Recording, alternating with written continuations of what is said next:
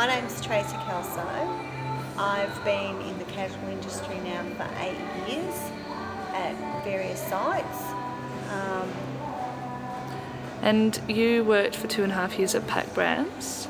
I worked for Pack Brands. I started in Nuttawading.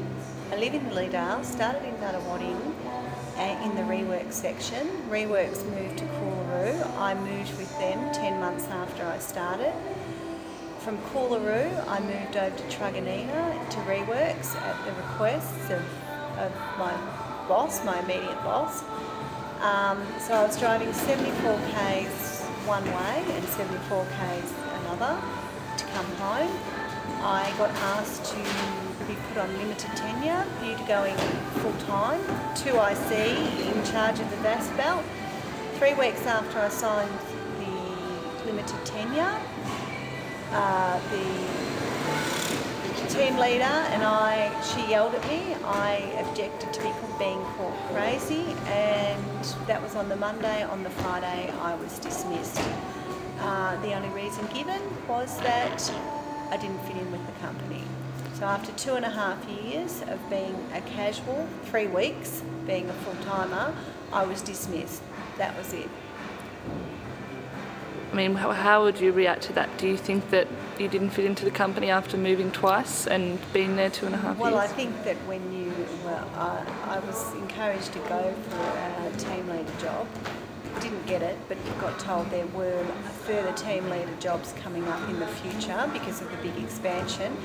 I was 2IC. I couldn't see how I couldn't fit in. Surely there was nothing that they did not know about me after that time, but they can use that as their clause, and that's it, you're out.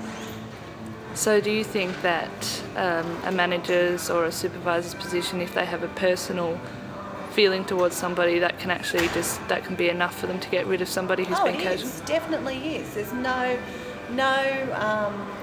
denying. The fact was that the team leader had been put on as a Pacific Brands employee straight away. I was on limited tenure. When it came down to it, I was much the same as if a casual has an argument with a permanent. The casual's always the one to go, not the permanent. It's all to do with whoever's higher on the hierarchy, not right or wrong.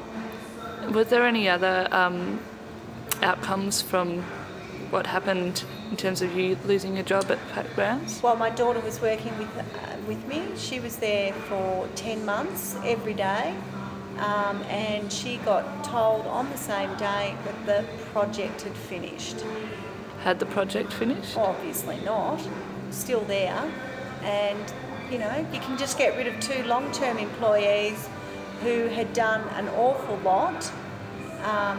Stephanie, my daughter, she'd actually gone over to Truganina and set up a section, not being paid anything extra, just to help, because that was the nature. She'd set up the VAS section, the VAS belt, and yep, just dismissed. So she was a casual also? She was a casual, yeah. She got told if she wanted limited tenure, she could have it, but we weren't keen for her to get it.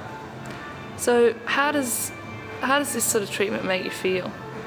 Well, to be honest, when it happened, I stayed in bed for 2 days and cried, absolutely shattered. Like even now, 6 weeks on, I can still feel tearing up. It's just a shocking way to treat another person. The only crime I'm guilty of is standing up for myself and saying, this is enough. This girl has bullied people, bullied me before. I've had enough. I will not be called, I will not be yelled at, and I will not be called crazy. And this is the outcome. At that cost, I lose the job. And then you think to yourself, well, who is ever going to stand up for themselves if this is what happens? It's not fair. If you were to be working in a place that you enjoyed, that it was a place that you were comfortable and happy to be working at, and you were offered a permanent position, is that something you would take? Well, I did, because at Pacific Brands, I had been working casual for the 2.5 years. When they offered me full-time, limited tenure with a view to going full-time, I signed. What would you like to see change amongst workers in a workplace between permanent and casuals? I feel that there's a dangerous road that we're going down at the moment where casuals are seen as a threat to full-time, which they're not necessarily, but this latest trend where your casuals are being paid less than they should be, agency casuals are being paid less to come in because permanents are under the impression it's protecting their jobs. Is not actually protecting their jobs, in my opinion. It's making it easier for the company to get casuals at a cheaper rate. It's not going to stop them getting casuals.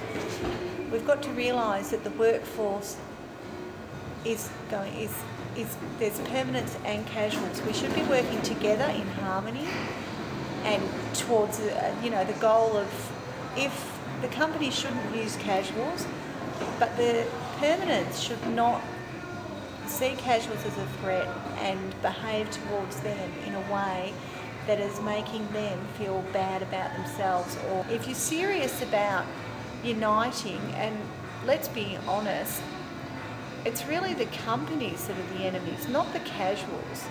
The companies are the ones that are going to use your fear of casuals against you and take away your rights. Just slowly, the more you let them the moment they take away any worker's rights, be it casual or full-time, the company's won, and that's not what it should be about. The company should not be winning. We should be saying, we protect all workers, be they casuals, be they full-time. It's there to protect everybody, and for years it's done such a good job. It's really disappointing to see that it's going down the way that it is, where it's full-timers versus casuals, not workers versus management. And that's what I feel it should be.